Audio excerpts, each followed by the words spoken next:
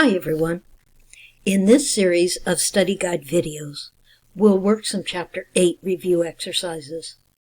As always, and I cannot emphasize this enough, you will get the most out of these review exercises if you will pause the video to do the calculations and write the journal entries for each question. Then start the video again to check your answer. If you got it right, you will feel great. If you didn't get it right, that's okay for now. Now is the time to make mistakes. Now is the time to understand why you made those mistakes, and now is the time to fix those mistakes so you don't make the same mistakes on the upcoming exam. There will be a detailed analysis of each answer so you can understand and fix any mistakes you may make while we work through these exercises. Number 1. Simpson Company pays $400,000 for land appraised at $170,200 and a building appraised at $191,475 and land improvements appraised at $63,825. Allocate the $400,000 price paid for these assets among the 3 purchased assets and prepare the journal entry to record the purchase. You have had some of this practice before. There is a similar problem shown as an example in the textbook at the beginning of Chapter 8, and I talked about this kind of a problem on the Chapter 8 video lectures. So you should be able to handle this. Go ahead and do the calculations, prepare the journal entry, then start the video again to check your work.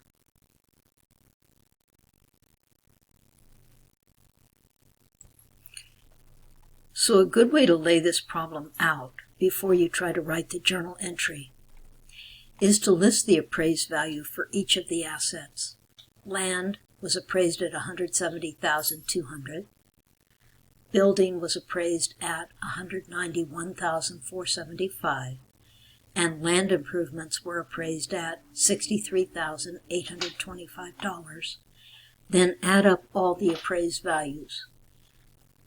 So the appraised value for all 3 assets is $425,500, and Simpson Company got a pretty good deal.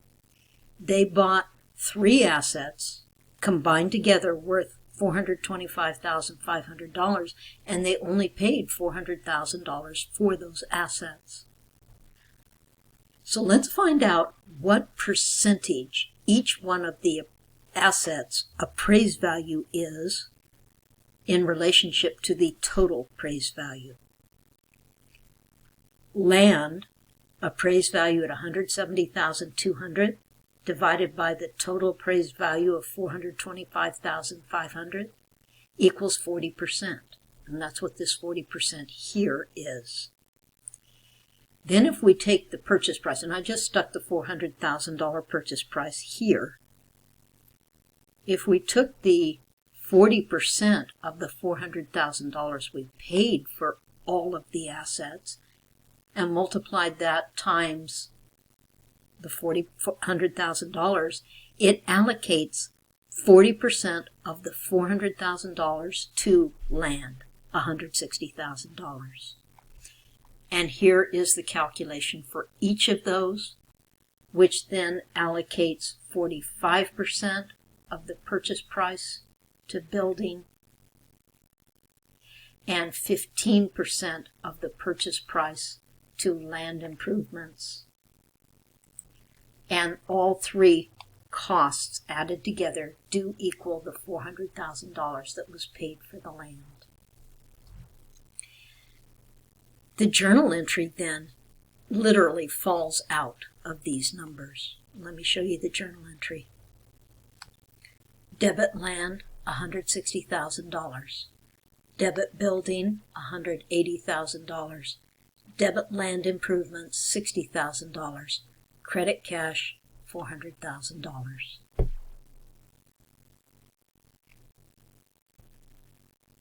Now let's work a straight line depreciation problem. On June 4th, 20X1, Json Supplies Company purchased shelving units for $27,340. Json estimates the company will use the shelving units for 10 years and that they can be sold at the end of 10 years for $2,500. A. Write the journal entry to record depreciation expense for the year ended December 31st, X1, using the straight line method.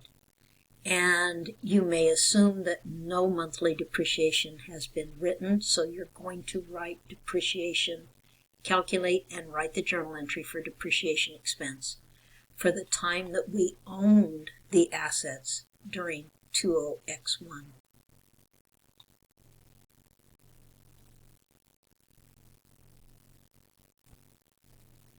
Straight line depreciation is calculated as cost minus salvage value divided by life.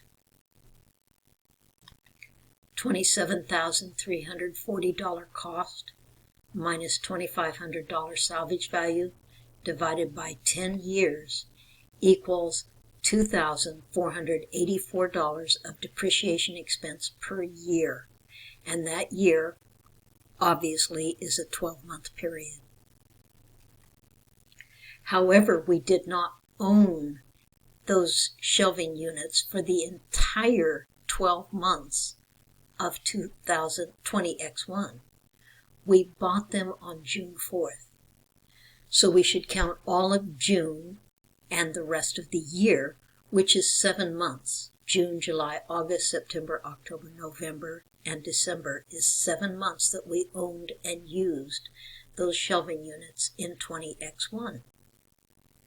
So if we take annual depreciation, $2,484, and divide by 12 months, you get $207 of depreciation expense per month times the 7 months that we owned and used those shelves in 20X1 equals depreciation expense on the shelving units for 20X1 of $1,449.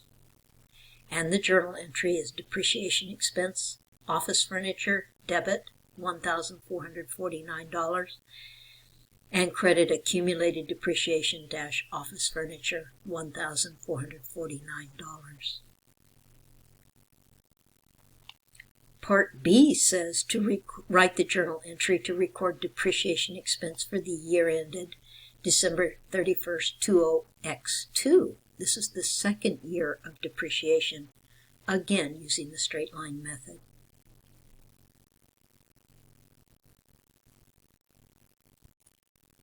Well, in the second year, December 31st, 20X2, we owned and used those shelving units for the full 12 months, and we already calculated a full 12 months of depreciation expense up here, $2,484. So for the year 20X2, we're going to debit depreciation expense dash office furniture, $2,484, and credit accumulated depreciation dash office furniture, $2,484. Well, that's all for this video. When we come back, we will continue working on this Chapter 8 study guide. See you next time.